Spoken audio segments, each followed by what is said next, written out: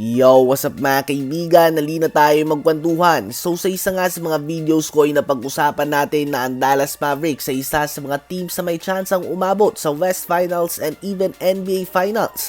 Ganun pa man for them to reach just the West Finals, sobrang hirap nga ng kailangan nilang pagdaanan. Kung makalusot man nga sila sa first round laban sa Los Angeles Clippers, ang most likely na makakaharap nila sa second round ay ang number 1 seed sa ngayon and defending champions Denver Nuggets. Dahil nga sa mga talo ng Suns sa kanilang recent games, ang senaryo na ito ay maiiwasan nila kung magtatapos sila sa 6 or 7 seed, which is ang projected placement nila patungo sa playoffs ngayon.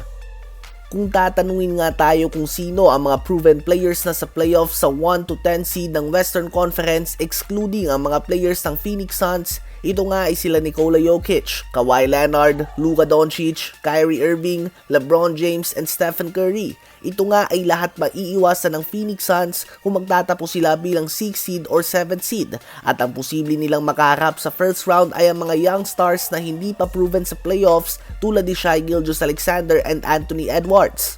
Kung ikaw nga ang papipiliin, sino bang mas gusto mong makaharap sa isang 7-game series? Is it Luka Doncic and Kyrie Irving, Kawhi Leonard, Paul George, Russell Westbrook, James Harden, Jokic and the defending champions Denver Nuggets? Posible din ng Lakers na may LeBron James and Anthony Davis at ang Warriors na may Stephen Curry kung masungkit man nga nila ang 8 seed, o kaya naman ang young team ng OKC Thunder, Minnesota Timberwolves, Sacramento Kings o kaya naman New Orleans Pelicans. I think easy choice nga ito mga kaibigan.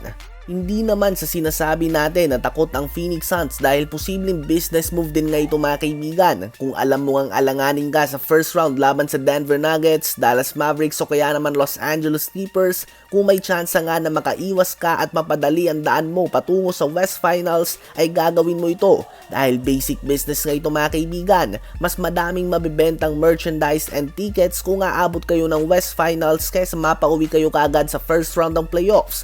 So kung bukas naman yung pagkakataon na mapadali ang daan ng iyong koponan, bakit nga ba hindi mo ito tatahakin? Ganun pa man magiging epektibo lang nga ang plano na ito kung talaga man nga na plinano ng Suns ang pagpwesto nila sa 6 or 7 seed. Yan nga ay kung hindi sila matatalo sa play-in tournament kung magiging parte man sila nito. Dahil kapag natalo sila at napunta sa kanila ang 8 seed, most likely nga ay Denver Nuggets agad ang kanilang makakaharap sa first round ng playoffs. Well, nagkaroon naman sila ng success versus Denver ngayong regular season, ngunit ibang usapan nga mga kaibigan ng playoffs. Kaya naman magiging kabang-abang nga ito mga kaibigan.